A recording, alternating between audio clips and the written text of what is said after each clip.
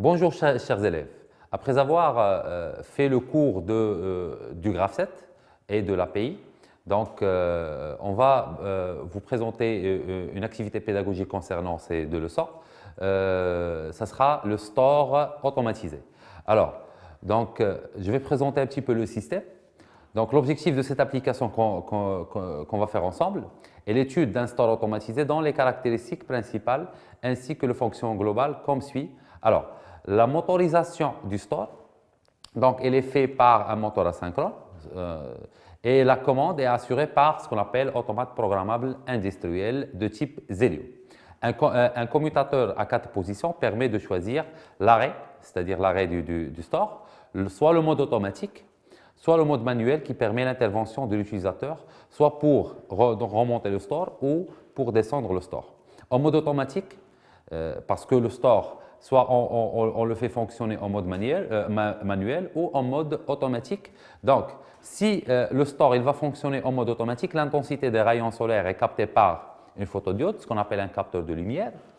Si la lumière solaire dépasse un certain seuil d'intensité réglable, le store donc descend, bien sûr. La vitesse du vent, parce que deux grandeurs physiques qui interviennent dans le store, c'est la lumière du soleil et la vitesse du vent. Donc la vitesse du vent est captée par un anémomètre. Le store est protégé en forçant sa remontée en cas du dépassement d'un certain seuil de vitesse qui est réglable.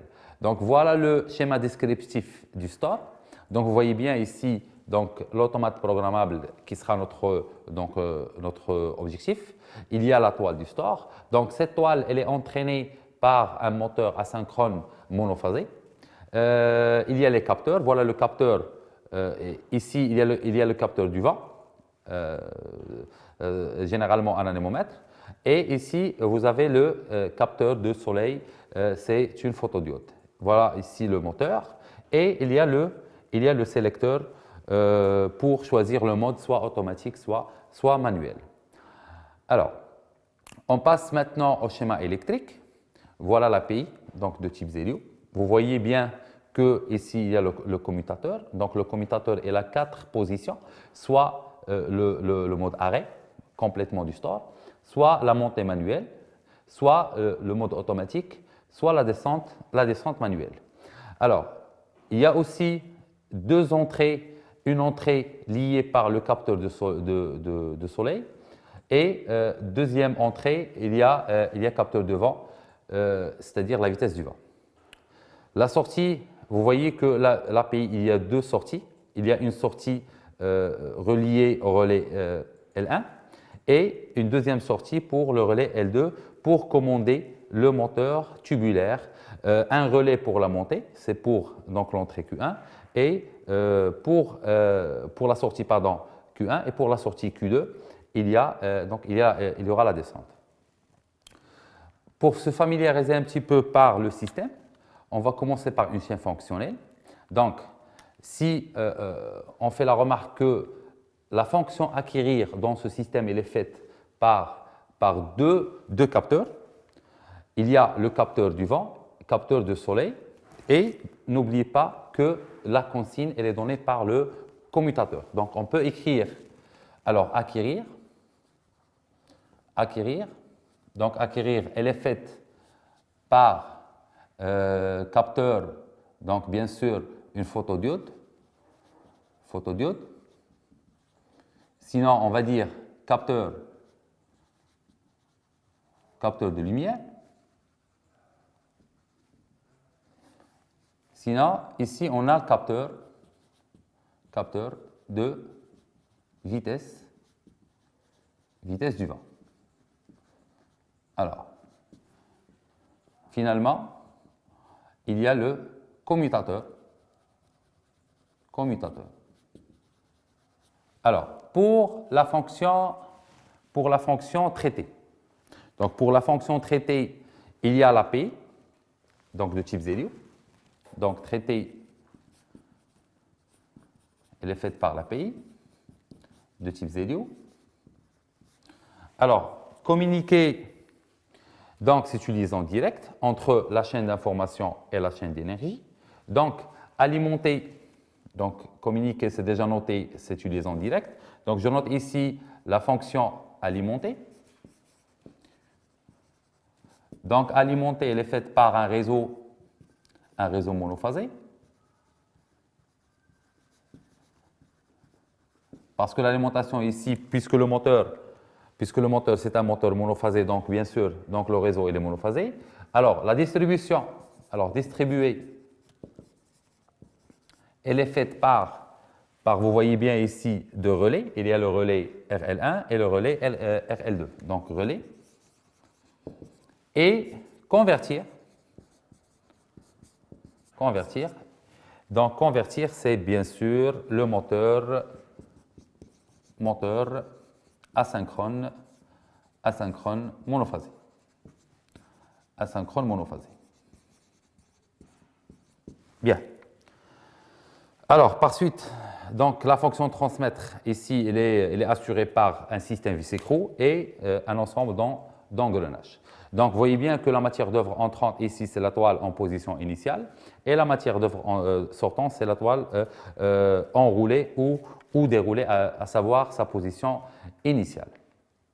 Bon, alors le graphe 7, point de vue système, donc toujours, vous aurez le graphe 7, point de vue système, comme étant une donnée. Donc, pour comprendre le fonctionnement du système, on utilise un graphe 7, le graphe fonctionnel de commande étape et transition. Donc, ce graphe 7 il est constitué de 5 étapes. D'accord? Donc, l'étape première, ça s'appelle étape initiale. Donc, vous voyez bien que pour passer à l'étape 1, à l'étape 2, il faut valider cette transition, soit la montée, ou donc automatique, ou descente. C'est-à-dire que le graphe 7, il passe soit par ce chemin, ou celui-là, ou celui-là. Donc, si on a une montée donc manuelle, vous voyez bien qu'il y aura une montée pendant une temporisation, après le système il se réinitialise. C'est bon? Si on a un mode automatique, il faut voir ici, est-ce qu'il y a le vent ou est-ce qu'il y a soleil et il n'y a pas de vent. Donc, s'il y a une rafale de vent, donc bien sûr, toujours on assure la montée pour revenir à l'étape initiale. S'il y a soleil, donc bien sûr, soleil, c'est-à-dire elle est réglable avec un certain seuil. Donc, il y a descente du store après une temporisation et pour arriver à l'étape initiale. Finalement, si on choisit la descente manuelle, donc la descente manuelle, on se positionne dans l'étape 4 pour faire la descente pendant une temporisation bien définie. Alors, donc, ça c'est le graphe 7 point de vue système. Donc, vous voyez bien que vous avez vu dans le cours du graphe 7 qu'il y a 4 types de graphe 7. Il y a le graphe 7 point de vue système. Donc, c'est toujours donné pour bien comprendre le système. Pour le traduire, on a un graphe 7 point de vue commande ou point de vue opératif. Sinon, on peut le traduire en un graphe 7 point de vue automate. La question qui va se poser, comment je peux traduire ce graphe 7 et l'implanter dans l'automate programmable industriel. Alors, donc voilà une présentation de l'API. Donc le module Zelio, voilà une référence avec l'automate qu'on va choisir, qu'on va utiliser, est destiné à la réalisation des petits équipements d'automatisme, donc des machines de confection, d'assemblage ou d'emballage, etc. Alors, cet automate, il est constitué de 4 entrées, I1, I2, I3, I4. Donc, ce sont 4 entrées TOR, ça veut dire TOR tout ou rien, pour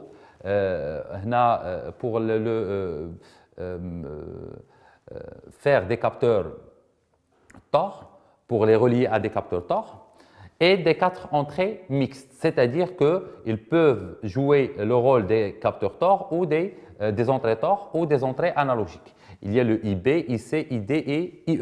Donc, il y a 8 entrées, 4 entrées TOR et 4 entrées mixtes, c'est-à-dire ils peuvent être TOR ou analogiques. Il y a 4 sorties à relais, c'est-à-dire Q1, Q2, Q3 et Q4.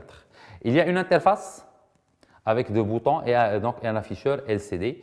Alors, cet automate programmable, il peut être programmé soit par le langage ladder ou soit par le FBD, c'est-à-dire le fonction bloc diagramme. Nous, ce qu'on va utiliser dans cette application, c'est le langage ladder. Voilà l'affectation des entrées-sorties de l'automate. Pour les sorties, on affecte Q1 à la montée, voilà, donc oui, à la montée du store. Q2, donc on l'affecte à, si vous voulez, la descente du store, elle est affectée à la sortie Q2.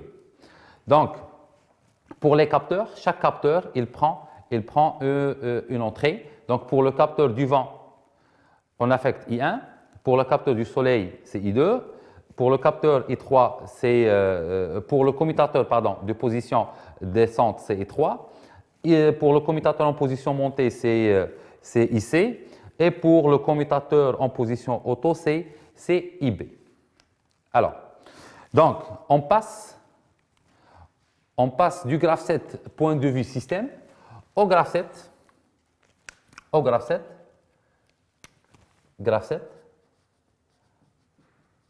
point de vue API. Alors, en se basant sur le tableau d'affectation.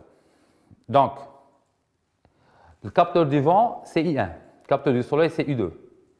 Commutateur en position descente, c'est I3. Et commutateur en position montée, c'est IC. Et commutateur en position auto, c'est IB. Donc, ici, vous avez la première transition, vous avez ici montée. Je veux préciser bien que les transitions, ce sont les entrées. Et les actions du graphe 7, ce sont les sorties.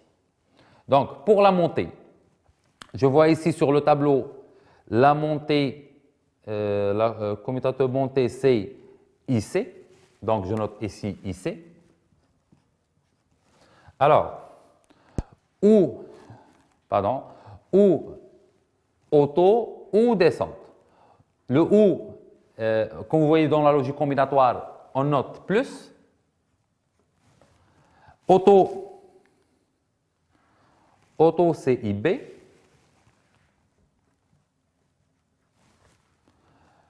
Plus, c'est-à-dire ou, donc c'est ou. Descente. La descente, c'est I3. Voilà. Donc, je passe.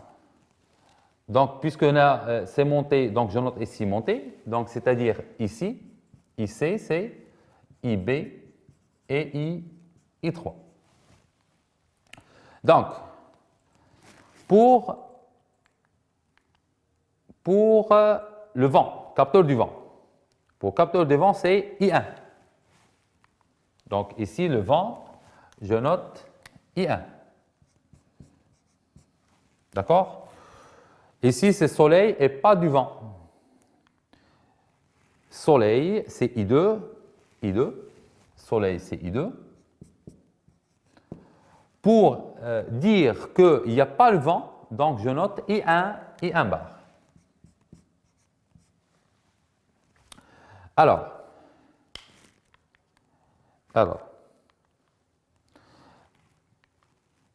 je reviens ici pour l'action, la descente, l'action de descente.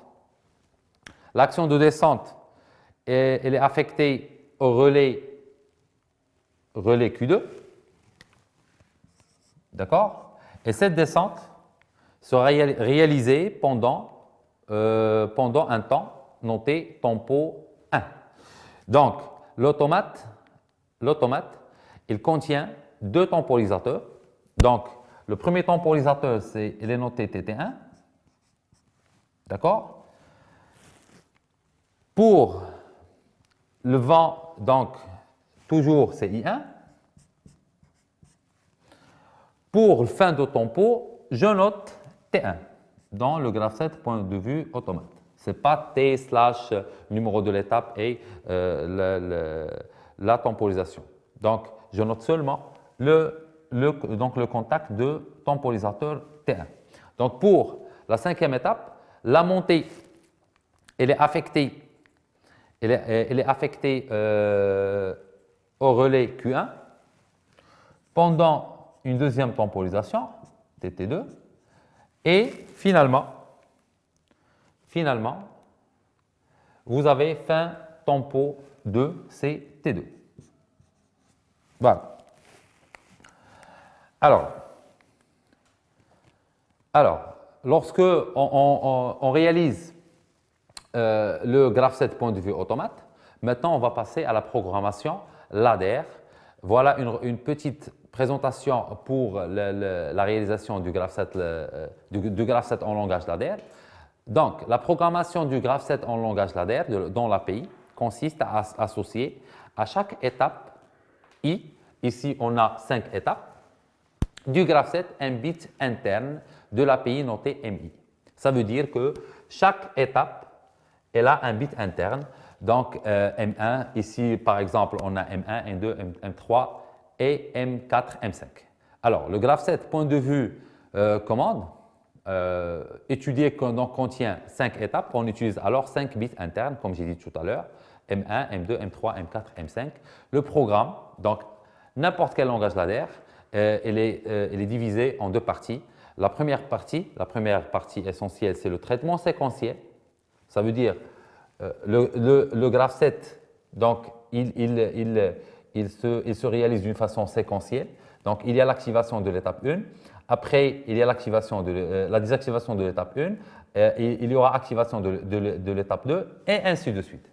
Donc, cette partie du programme décrit l'évolution séquentielle des étapes en calculant l'état de bits internes MI. Dans d'autres automates programmables, le M, il peut se noter X par exemple. Représentant les étapes, exemple. Donc, on passe à la programmation de l'automate. J'ai dit que pour la programmation du graphe 7 en langage ladder, il y a deux traitements. Il y a le traitement séquentiel, sans oublier le traitement postérieur. Cette partie détermine l'état des sorties. L'état de sortie, par exemple, puisqu'on a deux sorties, Q1 et Q2, il faut déterminer l'état de ces deux sorties. Alors, je commence le traçage du langage ladder. Comme j'ai dit, on va commencer par un traitement séquentiel.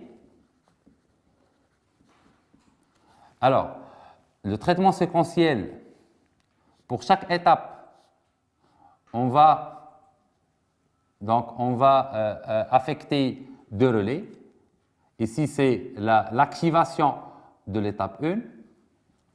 Après, il y aura la désactivation de l'étape 1.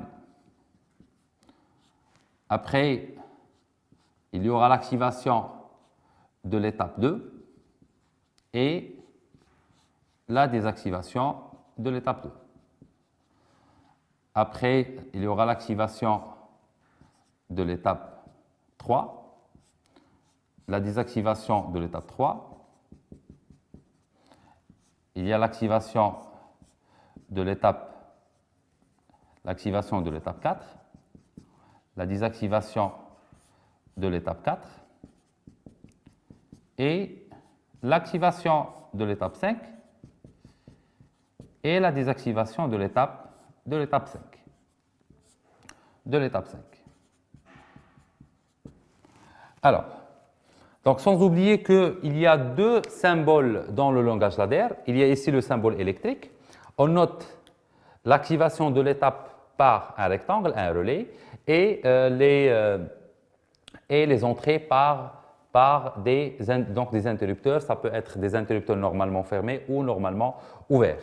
Alors, il y a aussi les symboles ladder. Les symboles ladder. Alors, les symboles ladder, pour la sortie, alors, on fait ce symbole. Et pour l'entrée, les entrées, alors, pour un interrupteur qui est normalement ouvert, on fait ce symbole. Et pour un interrupteur normalement fermé, alors on ferme l'interrupteur. Donc, ce sont les symboles ladder. Donc pour la sortie, on utilise ce symbole.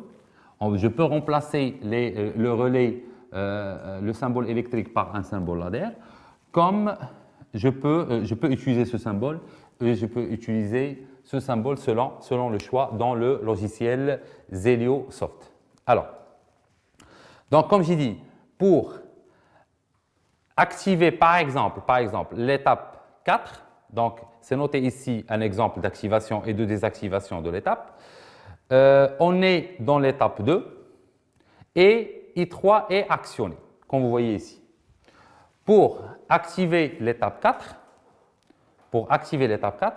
donc on est dans l'étape 2 et I3, pardon, ici c'est I3. Alors, donc pour activer l'étape 4, on est dans 2 et I3 est actionné. D'accord? Sinon, on est dans l'étape 3 et I2, c'est ça? Et I2 et non I1 est actionné. Donc, pour l'activation de l'étape en général, donc on prend l'étape précédente et la transition, avant. Donc, pour l'activation de l'étape, chaque étape elle est désactivée par l'activation de l'étape suivante. Par exemple, la désactivation du 4, soit elle est désactivée par le 1, soit elle est désactivée par l'étape 5. Donc, d'abord, je commence par l'étape 1.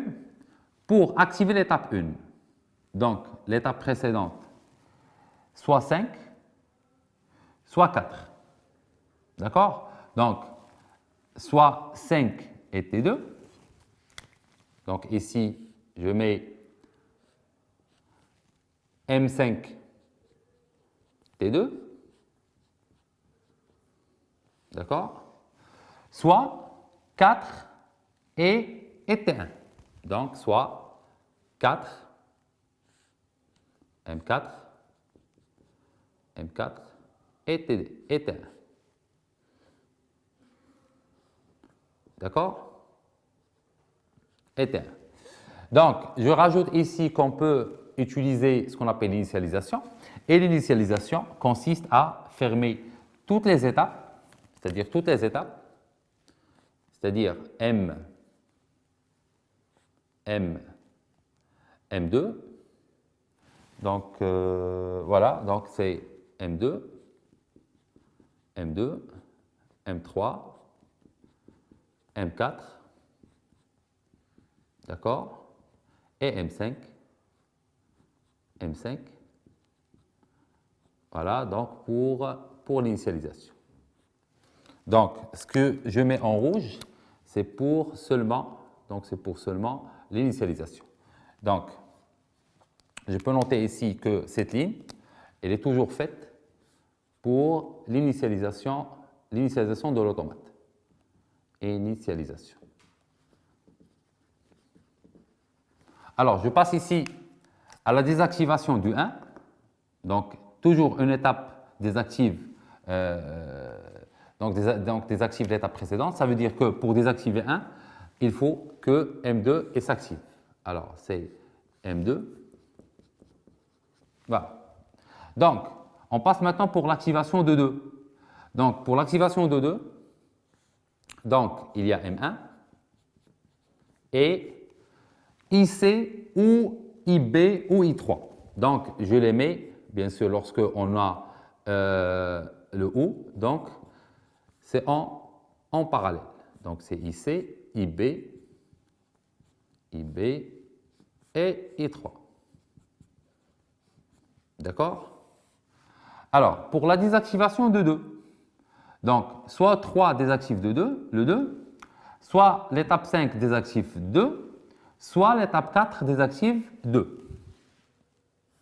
Donc, il y a M5, où le OU c'est en parallèle, M3, pardon, ou M4. Donc, je les mets en parallèle pour la désactivation de l'étape 2. Pour l'activation de l'étape 3, pour l'activation de l'étape 3, il y a seulement l'activation de 2 et IB. Donc M2 en série. Donc le temps va, je dis et c'est en série, le temps va, je dis ou c'est en parallèle. Donc IB. Alors, la désactivation du 3, donc l'étape qui va désactiver l'étape 3, soit 4, soit 5. Donc, M4 ou M5. Ou M5. Alors, l'activation de 4. Donc, l'activation de 4, soit l'étape 2 et I3, ou l'étape 3 et I2 et I1 bar. Donc, l'étape 4, elle est activée soit par M2 et I3. Ou l'étape 3, M3, I2, I1 et I1. Donc, lorsqu'on ferme l'interrupteur, ils sont notés en minuscules. Donc, c'est en parallèle. Donc, vous pouvez noter que I en minuscule qui est égal à I1 bar. D'accord? Dans le logiciel, donc lorsque vous notez, vous mettez I1 fermé, donc elle est devenue en minuscule. Donc, reset de M4. Donc, pour désactiver l'étape 4, soit l'étape 5, donc qui va désactiver le 4, ou l'étape 1. Donc, vous voyez que le graphe 7, il peut passer par ce chemin ou par ce chemin. Donc, c'est M1. D'accord? M1. Alors, pour l'activation de 5, donc il y a 3 possibilités. Soit M3I1 ou M4I1 ou M2IC. Donc, soit M4 et I1 en série, ou M5 et I1, ou, si vous voulez, M2 et IC. D'accord? Et finalement, pour la désactivation de 5, il y a seulement l'étape 1. C'est M1. Donc, voilà le traitement, séquentiel. Donc, il y a 5 étapes. Donc, chaque étape, il y a son activation et sa désactivation. Alors, maintenant, on passe au traitement postérieur. Donc, au traitement postérieur. Alors, traitement postérieur. Alors, on a dit que pour le traitement postérieur, ici, on note les sorties. Vous voyez bien qu'on a 4 sorties. Il y a Q1 et Q2 et 2 temporisateurs. Donc, Q1, il y a Q2. D'accord? Alors, je note ici TT1, et je note ici TT2. Donc, je reprends parce qu'on n'a pas plus de place ici. Alors, donc, on a Q1, on a Q2, Q3, non, c'est TT1, pardon, c'est TT1, et on a TT2. Alors, TT2. Alors, pour Q1, il est dans l'étape 5. Ça veut dire que, je note ici M5. Alors, s'il y a activation de l'étape 5, cet interrupteur, il se ferme et Q1, il va fonctionner. Ça veut dire que le moteur, dans ce cas, selon le schéma, soit en montée, soit en descente. Donc, vous voyez bien que Q1, lorsque Q1 il fonctionne, il faut que le temporisateur fonctionne aussi. Donc, pour le temporisateur TT2, je note M5. M5. Alors, pour Q2, vous voyez bien que c'est dans l'étape 4. Donc, l'étape 4, M4, et le temporisateur, il fonctionne avec le relais dans la même étape. Alors, donc voilà le langage ladder, donc le langage ladder qu'il faut faire pour programmer l'automate Zelio. Donc je reprends, on prend le graph7 point de vue système, on le traduit en un graph7 point de vue commande, après on le traduit si vous voulez en un graph7 point de vue API. Donc spécialement, il faut traduire le graph7 en entrée-sortie de l'automate. Je commence par un traitement séquentiel, ça veut dire l'activation et la désactivation de chaque étape, sans oublier l'initialisation de l'étape 1. Ça veut dire s'il y a coupure de courant, il y a coupure de courant, l'automate il doit se réinitialiser à l'étape initiale. Donc pour l'initialisation, cette initialisation se fait seulement dans l'activation de l'étape initiale. Alors, je mets toutes les autres étapes en interrupteur, avec un interrupteur fermé, d'accord? Et je le mets en parallèle avec les deux conditions de l'activation de l'étape initiale. Donc, après le traitement séquentiel, je commence le traitement postérieur. Je vois les sorties, la position des sorties avec lesquelles ils sont associés. Donc la position de Q2 ici, on a avec l'étape 4, la position de Q1 ici avec l'étape 5. Donc, je relie mes sorties et comme ça, donc je passe à la simulation pour vérifier que ce langage est bien le nôtre. Donc, j'espère que c'est bien clair. Donc, merci pour votre attention et à la prochaine séance.